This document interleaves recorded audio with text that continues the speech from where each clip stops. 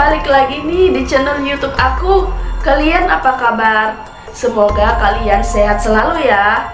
Kali ini aku mau bahas film yang menceritakan kakak adik yang mau berkunjung ke tempat kakek dan neneknya. Tapi kedua bersaudara ini menemukan kejanggalan yang menyeramkan, dan kunjungan mereka kali ini malah jadi pengalaman paling menakutkan.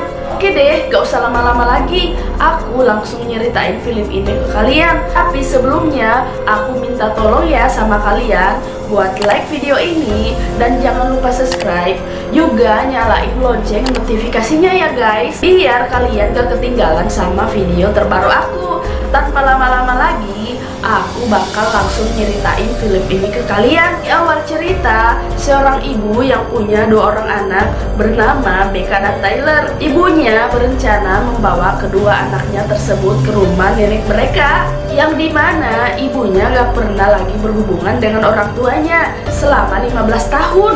Sekalinya terhubung dengan nenek mereka di sana, dia hanya menitipkan anak-anaknya saja buat nginep di sana selama 5 hari dengan alasan si ibu mau liburan dengan kekasih barunya, karena ayah dari kedua anaknya ini udah pergi ninggalin mereka. Gak lama mereka udah tiba di stasiun dari pedesaan tersebut.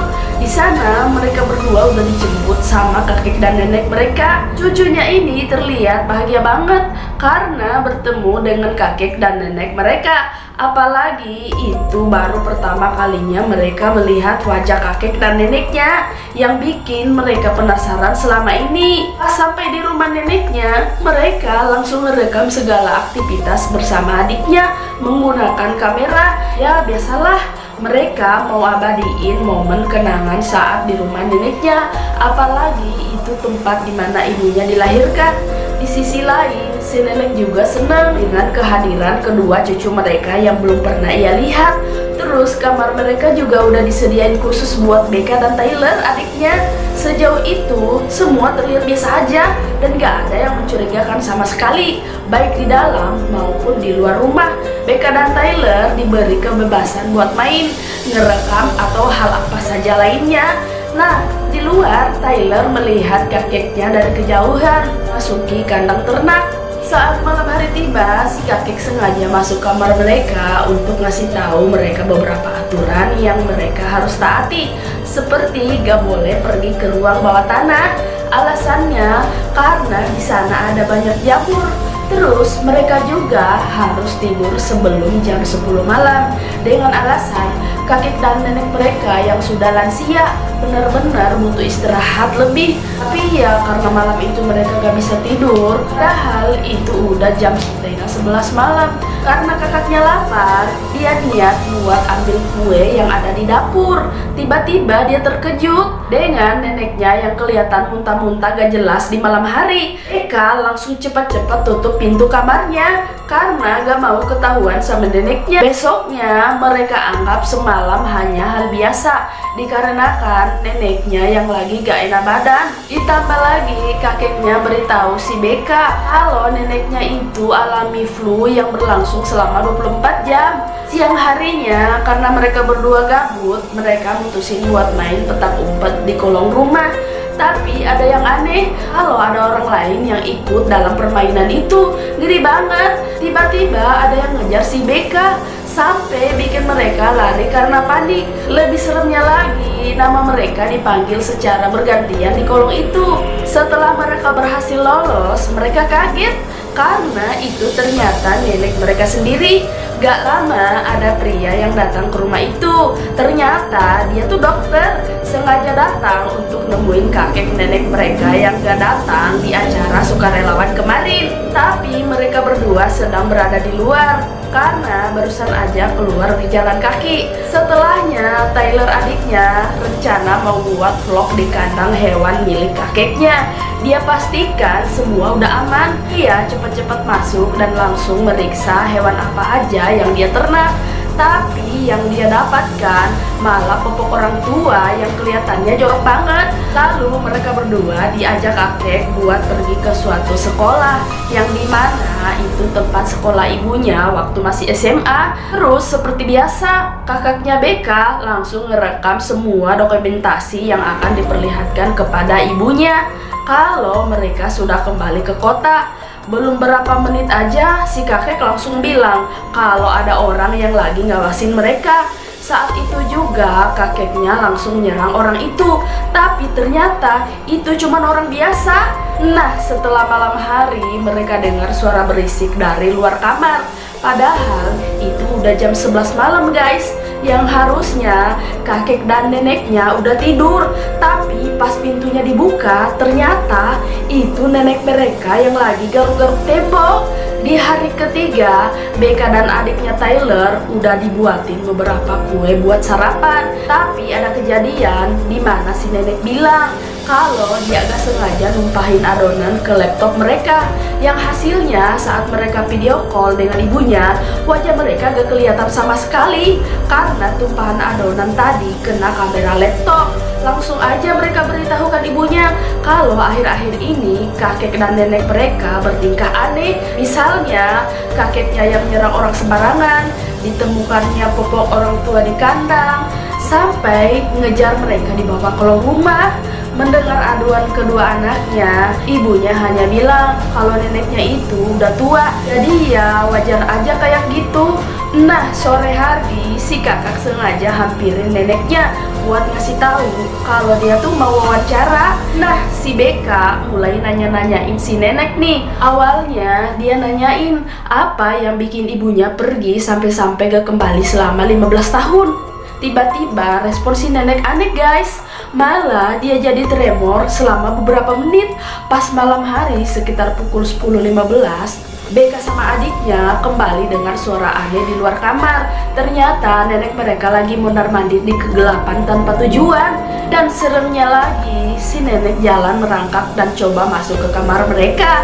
Di hari keempat, hal aneh terjadi lagi. Saat Beka dan Tyler melihat nenek mereka yang lagi merhatiin sebuah sumur, lalu adiknya Tyler cepat-cepat periksa sumur itu. Tapi gak ada apapun yang mencurigakan, karena kelihatannya ya itu cuma sumur biasa.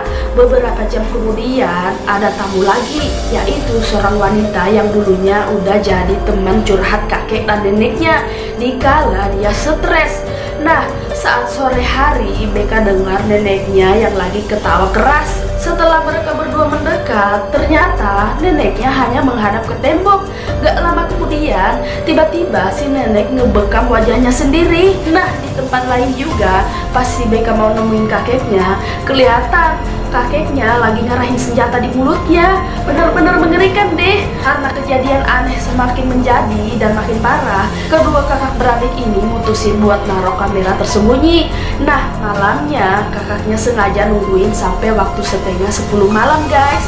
Dan yang terjadi di ruang tamu gelap itu, tiba-tiba kelihatan kalau si nenek lagi nyimpen piring di meja makan, terus dobrak-dobrak pintu. Parahnya lagi, neneknya sadar kalau cucunya naruh kamera tersembunyi. Saat itu juga si nenek langsung ambil pisau dapur dan langsung menuju kamar mereka. Karena gak bisa masuk, si nenek terus menggebrak-gebrak pintu mereka sampai-sampai mereka berdua gak bisa tidur. Di hari kelima, Beka baru ingat kalau ibunya akan pulang di sore hari. Saat itu juga dia rencana beritahu ibunya buat jemput mereka di tempat itu. Sambil nunggu kepulangan ibunya, mereka sengaja habisin waktu di halaman rumah sambil pura-pura bermain. Si Beka juga manfaatin waktu buat bersihin adonan yang nempel di kamera laptopnya. Beberapa jam kemudian, Beka lihat kakek dan neneknya lagi ngobrol bersama seorang tamu wanita yang pernah datang.